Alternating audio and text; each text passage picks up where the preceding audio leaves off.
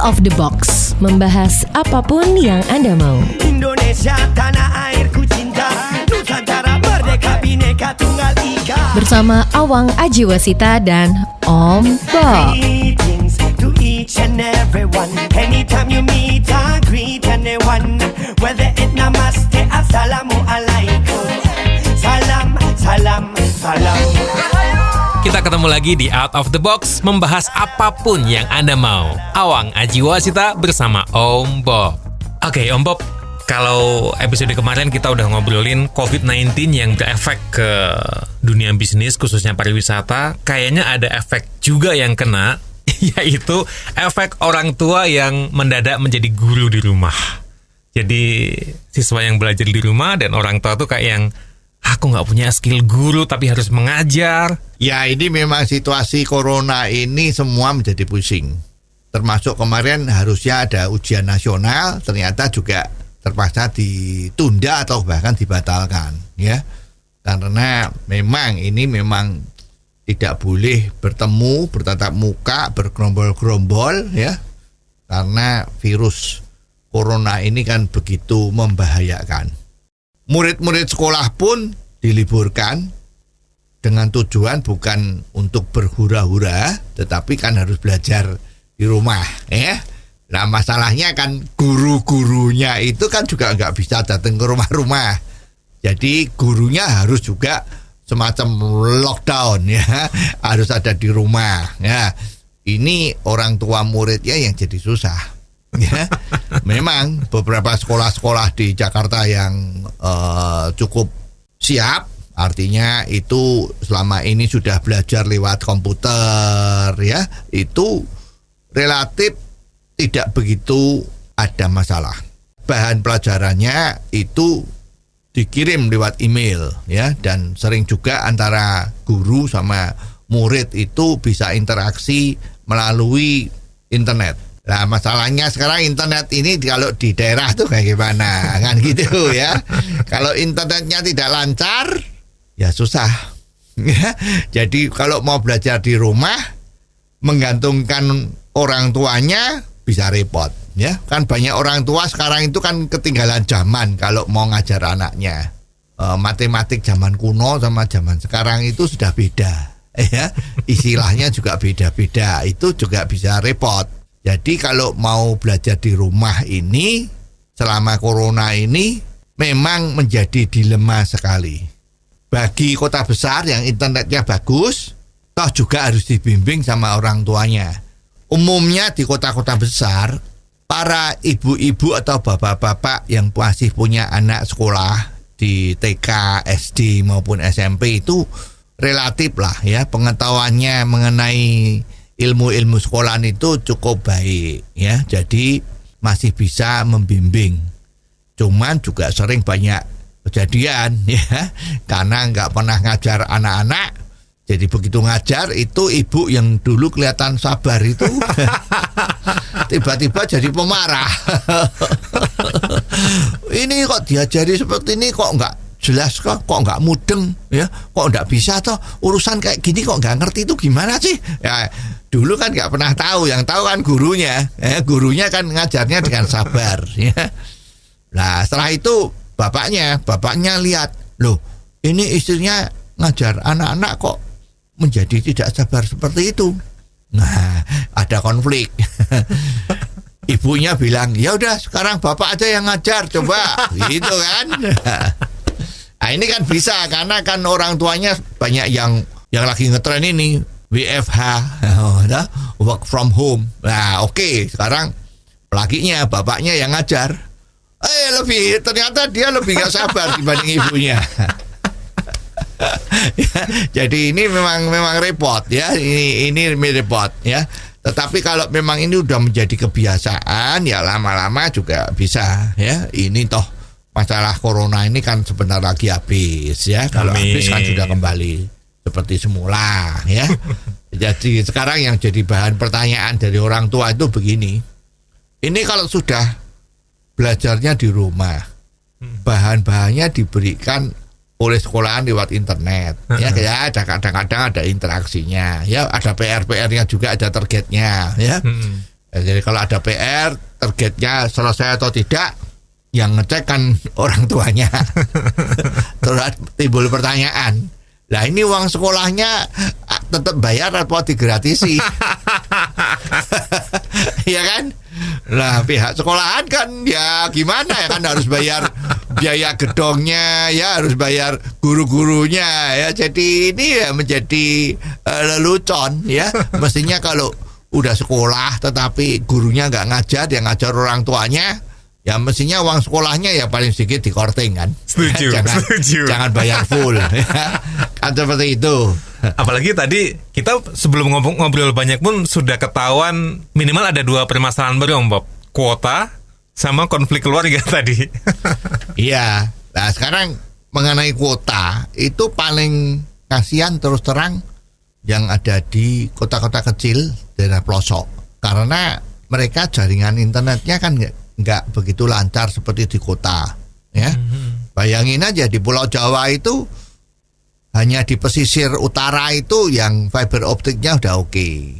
Ya, tapi yang berani lewat ke arah selatan, ya itu fiber optiknya belum jalan. Ya, jadi daerah sana lebih banyak yang masih lelet. Ya, teknologi di luar negeri sudah mikirin 5G.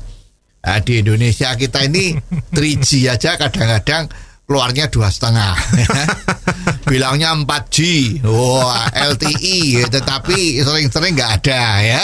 Nah ini kan mengakibatkan belajar di rumah itu menjadi kesulitan.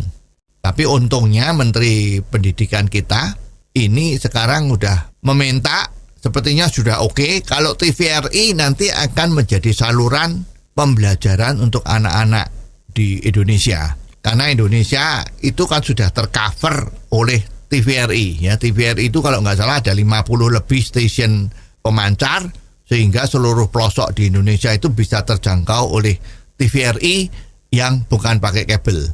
Ya, cukup pakai antena UHF. Ya, nah merayat lah ya. Nah itu dikasih pembelajaran. Nah masalah yang paling penting nanti di sini adalah guru yang ngajar itu gimana. Agak berbeda ngajar di televisi sama ngajar tatap muka. Juga persoalannya anak-anak pada jam belajar itu apakah betul-betul bisa ngikuti pelajaran dengan baik. Kan tergantung orang tuanya ini. Kalau orang tuanya itu pada saat mengikuti pelajaran di televisi, orang tuanya tidak ikut, ya biasanya anak-anak itu kan ngelantur kan, kerja sendiri. Dan nggak ada yang tegur. Iya, nggak ada yang tegur, nggak ada yang apa-apa. Itu nanti lama-lama dia juga blank. Pelajarannya udah selesai, blank. Nah, pelajaran di televisi itu kan tidak bisa seperti interaktifnya nggak ada. Ya, jadi kalau nggak ada interaktifnya kan gurunya nggak ngerti. Ini memang anaknya sudah ngerti apa belum, dan tidak bisa diulang. Ya, diulang bisa mungkin di kesempatan yang lain, namun isinya sama. Ini juga diperlukan keterlibatan dari orang tua murid agar supaya mengawasi pada saat itu terjadi. Nah juga siji hambatannya, jangan listriknya biar pot.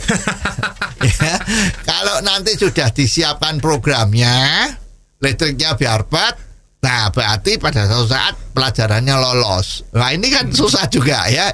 Idenya bagus sekali, gratis ya, tetapi kalau infrastruktur dari listrik itu biar pot, kan sasarannya jadi tidak kena. PLN itu dulu terkenal istilahnya perusahaan lilin negara. Karena kalau listrik mati kan kita nyalain lilin. Tapi sekarang kelihatannya udah agak maju lah ya. Amin. Iya dong, harusnya dong. Tapi kalau kita kembali lagi ke efek dari COVID-19 ini yang akhirnya anak-anak atau murid-murid itu belajar di rumah dengan jam belajar yang bentrok dengan orang tuanya yang WFH. Berarti seberapa efektif? Kan orang tuanya harus fokus ke WFH, anak-anaknya harus punya guru untuk ngajarin itu. Iya, sekarang ini kalau yang namanya WFH itu kan ya bisa saja waktunya kan tidak seketat kalau di kantor. Ya pinter-pinter aja, pinter-pinter ngatur waktu antara suami sama istri ngawasi anak-anaknya kalau lagi belajar di televisi. Saya kira itu kalau serius nggak akan ada masalah. Ya, yang jadi masalah kalau orang tuanya merasa waduh ini saya juga kerja tapi gimana ini, ya ini nanti serahkan ibunya saja. Ibunya juga mikir saya sibuk, ada urusan yang lain, minta bapaknya. Nah, misalnya itu aja yang jadi repot. Tapi praktis kalau memang didampingin mestinya bisa, karena pelajaran-pelajaran SD atau SMP itu kan ya orang tuanya paling sedikit yo ngerti sidik-sidik lah gitu ya. Jadi sebetulnya nggak begitu ada masalah. Yang penting memang gurunya yang ngajar lewat televisi itu betul-betul bagus. Saya pernah lihat siaran pendidikan televisi di luar Indonesia, itu ternyata cukup baik, ya cukup jelas. Ya, gurunya yang ngomong jelas, contoh-contohnya lebih bagus, suara atau audionya itu juga enak didengar, juga gurunya ngomongnya memang betul-betul sudah dipilih dengan kualitas yang ketat, ya. Artinya begini, yang ngomong artikulasinya harus benar, lightingnya harus benar, terus contoh-contohnya itu visualnya itu bagus sekali. Itu juga ternyata menarik, ya, ternyata juga itu bisa. Jadi sekarang memang tetap yang penting adalah bagaimana pelajaran itu disajikan lewat televisi tadi itu, ya. Jadi bukan pekerjaan yang mudah. Kalau memang mau berhasil, ini harus dibuat dengan baik. Kalau memang yang ngajar itu nggak bisa, ya sudah jangan diangkat jadi guru di televisi. Harus tegak, ya, harus copot, ganti yang betul-betul bisa. Tapi Om Bob, kalau yang belajar dari rumah selama ini apakah bisa disamakan dengan yang lagi populer homeschooling kayak gitu? Ini beda sama sekali. Jadi homeschooling itu adalah sekolah privat yang dilakukan di rumah dengan memanggil guru. Tadi itu kan gurunya di televisi, ya. Gurunya lewat internet, ya. Orang tuanya yang disuruh ngajarin gitu, disuruh dampingin gitu. Tapi kalau homeschooling itu betul-betul privat. Jadi mendatangkan guru untuk ngajar anak di rumahnya sendiri. Pasti di dalam pelaksanaannya guru itu mau ngajak anak itu pergi melihat museum ya boleh. Ya, guru itu akan ngajak dia untuk bermain olahraga gitu juga boleh, bisa saja. Ya, karena memang konsepnya homeschooling ini kan anak dididik di rumah, tapi isi pelajarannya ada guru pembimbing. Jadi guru pembimbingnya itu hadir. Ya, kalau sekarang musim corona mungkin nggak cocok. Kalau gurunya bawa karier virusnya corona gimana gitu kan. Ya, jadi homeschooling ini adalah program pelajaran untuk anak-anak yang sekolahnya di rumah. Nah, di Indonesia ini sepertinya tidak diakui ijazahnya. Ya, tidak ada itu ijazah lulusan homeschooling gitu, ya. Nah, kalau di Indonesia kan sekarang apa-apa tuh masih ditanyakan, kamu sekolahnya ijazahnya apa. Lah, homeschooling ini kan cikal bakalnya dari luar negeri, ya, terutama dari negara yang maju seperti Amerika, ya, di Eropa juga banyak, bahwa homeschooling itu adalah untuk mendidik anak-anak yang sudah diprogram atau direncanakan untuk menjadi profesional di dalam satu bidang. Ya, jadi sekarang ini kita lihat nih, ada juara tenis yang cantik itu, Sharapova, ya. Itu dia main tenis sudah kelihatan bakatnya mulai umur 5. Kalau umur 5 dia sudah main tenis dan orang tuanya yakin bahwa ini besok dia akan menjadi pemain tenis nomor 1 di dunia, maka supaya dia tidak jadi orang bodoh, kalau main tenis terus kan ya lama-lama jadi bodoh kan, tidak ngerti apa-apa. Mungkin kalau mau belanja ini harganya berapa, yuk beli 3-4 macam barang dijumlah harus bayar berapa, bisa nggak ngerti, ya. Bisanya cuma tenis doang. Nah, maka pakailah yang namanya homeschooling. Nah, ini kalau seorang mau dididik jadi pemain tenis kan nggak bisa seperti orang hobi main tenis. Hobi main tenis itu kan kita seminggu cuman main 2 kali, ya. Mungkin hari hari Jumat, hari pendek, ya, sama hari Minggu, ya. 1 kali main juga paling 1-2 jam, lebih banyak ngobrolnya daripada mainnya. Ya, tapi kalau sudah diplot ingin jadi profesi, maka bermain tenis itu sehari bisa seperti bekerja 7 jam, 8 jam, 10 jam. Nggak cuma main tenisnya, tetapi fisiknya juga harus dilatih, teknik-tekniknya dilatih, ya semua. Nah, kalau sudah waktunya habis semua untuk seperti itu, apa punya waktu lagi untuk masuk sekolahan? Ya, padahal kita membutuhkan ilmu-ilmu selain tenis tadi kan? Iya, betul. Jadi otomatis sama orang tuanya dipanggilkan guru private untuk homeschooling tadi itu. Nah, terus bahan-bahan yang diajarkan, Bob? Ya, bahan-bahannya tentunya adalah mengikuti standar yang ada di satu negara tertentu. Misalnya, ya standar umum lah. Misalnya seorang tingkat lulusan SD itu ya paling sedikit sudah bisa ngerti ilmu fisika yang dasar kan. Apa itu misalnya es itu terbuat dari air yang membeku. Misalnya begitu. Ya, terus kalau air mendidih itu kan 100 derajat Celcius. Ya, terus di dunia itu ada Celsius, ada Fahrenheit yang paling umum ya. Nah, maksudnya itu kan harus sudah mengerti kan. Makanya guru itu menjadi semacam standar. Nggak pakai lagi kelas berapa sekolahnya, tapi pakai umur. Orang yang umurnya 7 tahun mestinya sudah bisa ngerti mana makanan bersih atau mana makanan yang kotor. Kalau usianya sudah mulai 13 tahun atau 12 tahun, sudah mulai tahu bahwa ini sudah menjelang dewasa. Kan begitu ya. Kalau nanti umurnya sudah 16 tahun, oh ini sudah saatnya pacaran. Nah, misalnya pacaran yang sehat itu bagaimana? Lah ini kan homeschooling, dari guru-guru homeschooling ini yang harus ngajari. Dan di luar negeri kan kalau mau bekerja kan nggak diperlu tanyakan kamu ijazahnya apa, tapi kamu punya kemampuan apa. Nah, itu bisa diterapkan.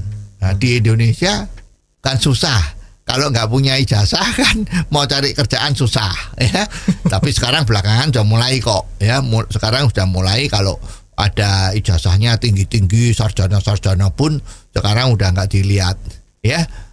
Perusahaan-perusahaan yang mau ngambil karyawan baru itu sudah punya alat tool untuk seleksi sendiri. Jadi tidak begitu penting ya. Kalau kita lihat di Indonesia, homeschooling itu tepatnya digunakan di saat-saat seperti apa? Kalau kepingin seperti Sharapova, wah ini agak susah. Jadi jago. Ya, jago susah.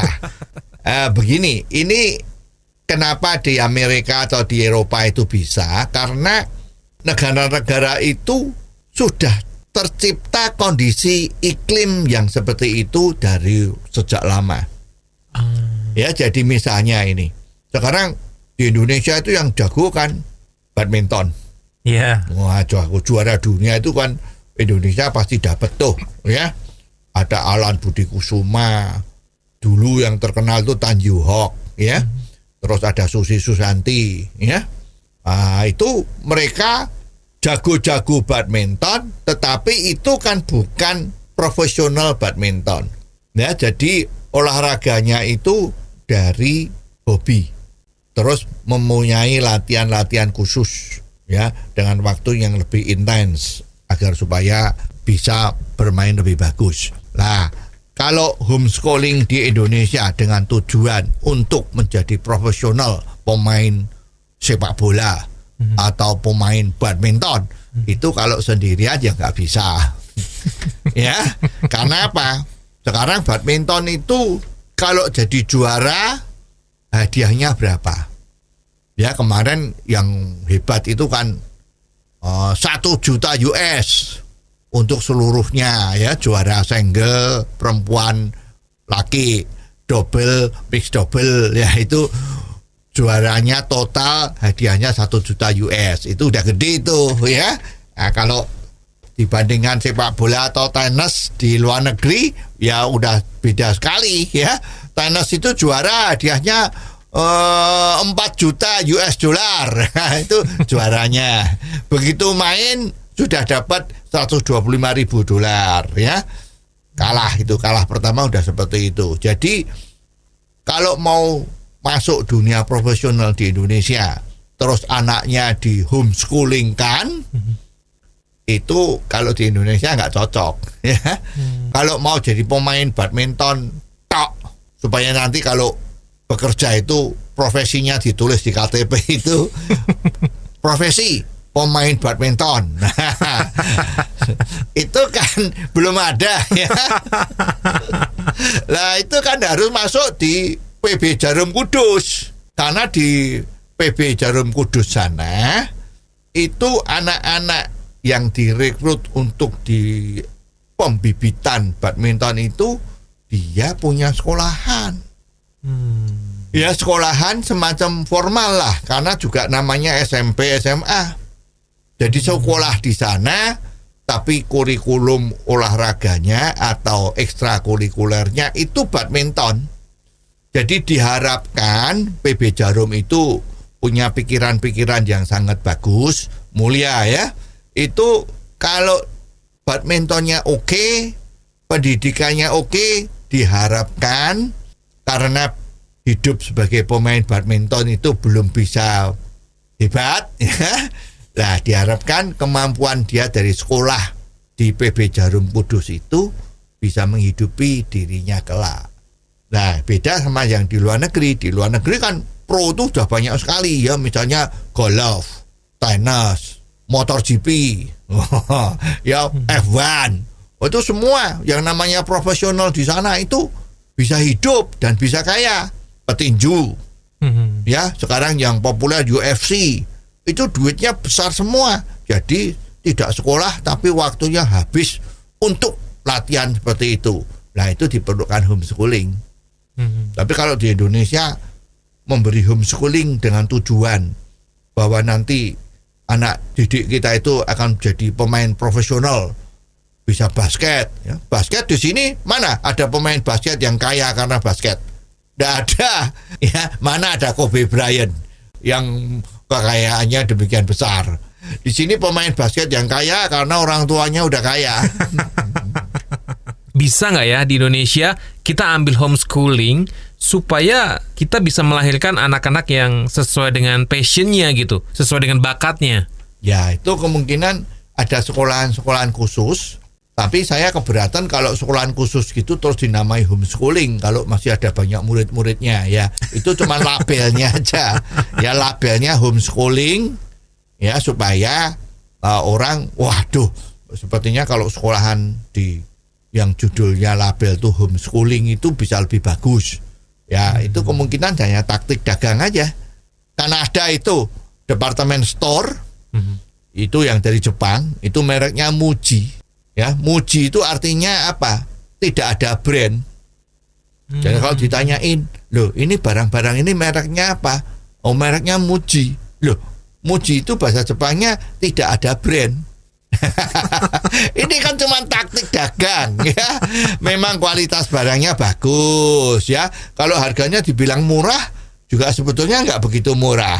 Ya ada yang tinggi harganya lah, hampir imbang dengan kualitas yang sama. Kalau kita beli barang yang pakai brand sama barang yang dari Muji yang artinya tidak ada brand, itu sebetulnya kualitasnya hampir sama, harganya juga mirip. Nah ini kan tidak pakai brand. Loh mereknya dia tuh ya tidak pakai brand itu jadi merek. Jadi ini juga ada sekolahan yang pinter, dia pakai label yang namanya homeschooling. Padahal bukan the real homeschooling, tapi sekolahan biasa, ya sekolahan plus lah. Ya sekarang kan banyak itu sekolahan yang namanya sekolahan internasional, ya. Terus ada sekolahan yang berikut tinggal di sana, ya sekolah plus asrama. Nah ini sekarang dia buka sekolah yang dilabeli homeschooling, ya. Jadi banyak sekali ekstrakurikuler di sana ya. Boleh-boleh aja sepanjang dia masih mengikuti ujian nasional, kan dia harus mengikuti kurikulumnya nasional. Ya kalau itu terjadi ya pinter-pinter saja. Ya sekarang kan pendidikan itu kan sudah tidak bisa yang namanya 100% pendidikan murni untuk sosial. Kan nggak bisa seperti itu. Sekarang pendidikan itu sudah menjadi bisnis termasuk kalau nggak salah itu nomor 1 dalam segi perputaran duitnya. Ya, coba bayangin. Seorang kalau sekolah itu dari SD sampai SMA perlu waktu 9 tahun. Universitas 3 tahun atau 4 tahun. Nah, sekarang orang kalau lulus S1 kan belum terima. Harus S2 atau S3. Nah, jadi sering ngambil sekolah di luar negeri. Setelah ngambil short course itu, short course 5 hari, seminggu, 1 bulan, itu kan duit semua itu. Dan sekarang kalau kita lihat orang-orang yang menjadi guru-guru hebat, banyak kan di Indonesia itu guru-guru hebat, itu ya kaya-kaya semua. Jadi sebetulnya pendidikan itu udah nggak bisa dilihat sebagai sosok yang full sosial, tetapi sudah harus dilihat sebagai ini adalah bisnis. Dan bisnis harus dikelola dengan betul. Kalau ngelolanya tidak betul, juga tidak akan ada orang mau beli. Jadi sebetulnya kalau sekolahan atau dunia pendidikan masih berorientasi kepada sosial, itu nanti semua gratis. Sekolahnya gratis, gurunya juga dibayar kecil karena ini bukan sosial. Nah, itulah lama-lama mutunya jelek, ya. Dan orang kalau digratisin itu sering-sering merasa mutunya tidak bagus. Kalau udah gratis, sekolahnya terus tidak semangat, ya kadang-kadang ya udah karena ini gratis, ora lulus ya ora apa-apa, kan begitu. Ya, tapi kalau bayar, apalagi bayarnya mahal, orang tuanya juga akan merasa, "Hai anak-anak, kamu harus sekolah bener nih, mahal loh, ya. Bapak ibumu ini cari duit susah, ya bayarnya mahal, jangan kamu sia-siakan, kamu harus lulus dengan angka yang bagus." Nah, jadi sebetulnya gratis itu belum tentu bagus. Oke, nah Om Bob, yang jadi pertanyaan adalah lebih cocok mana nih? Homeschooling atau sekolah formal? Ya, pertanyaan yang bagus itu. Ya, ini ya cocok yang mana ini susah. Tergantung kita maunya apa. Kalau kita kelihatan anak didik kita itu mempunyai bakat sesuatu yang hebat, nonjol sekali, mungkin itu masuk homeschooling bagus. Ya, karena dia akan menjadi hebat dalam satu bidang. Orang kalau sudah punya kehebatan di satu bidang, maka dia akan mempunyai rasa confident yang luar biasa. Dengan modal confident-nya itu, dia bisa menerobos dunia kehidupan yang sesungguhnya, yang penuh dengan persaingan, sehingga dia jadi sukses. Itu bisa, ya. Tapi kalau tidak punya sesuatu yang istimewa, ya masuklah di sekolahan formal. Ya, karena kalau sudah ada di sekolahan formal, dia mengerti banyak urusan. Ya, urusan matematik dia tahu, urusan bahasa Inggris dia tahu, urusan manajemen dia tahu, urusan fisika dia tahu, ya, urusan hubungan dengan masyarakat, antropologi dia tahu, ya. Itu dia menjadi tahu semua. Jadi istilahnya kan he become jack in all trade but master in none. Jadi dia mengerti semua tetapi tidak ada yang hebat di salah satu bidang. Nah, ini cocoknya jadi manajer besok, ya, karena ngatur orang. Tapi kalau yang tadi homeschooling itu dia hebat di satu bidang, maka dia cocoknya jadi profesional dalam bidangnya. Jadi kalau dia bidangnya musik, nanti dia bisa jadi komposer musik. Jadi bisa menciptakan musik yang hebat. Kalau dia jago fisika, dia jadi peneliti. Syukur-syukur dapat hadiah Nobel. Ya, hadiah Nobel biasanya orang-orang yang homeschooling itu, ya. Atau kalau sekolahnya nggak lulus, bisa jadi Bill Gates. Ya, Bill Gates itu kan sekolahnya nggak lulus, ya. Lagi sekolah tengah jalan keluar, terus bikin program-program komputer. Sekarang orang terkaya di dunia kan. Kanada itu, ya, lelucon yang setengah betul, ya. Orang yang sekolahnya hebat, dia jadi profesor, ya. Orang yang sekolahnya bodoh, dia jadi pengusaha, ya. Jadi akhirnya orang yang bodoh justru bisa memberi gaji pada seorang profesor. Tapi ya nggak cuman bodoh saja ya. Artinya bodoh di sini itu misalnya nilai matematiknya 5, fisikanya 6. Terus kalau ada pelajaran analit ya aljabar itu ya juga maksimum 5 atau 6.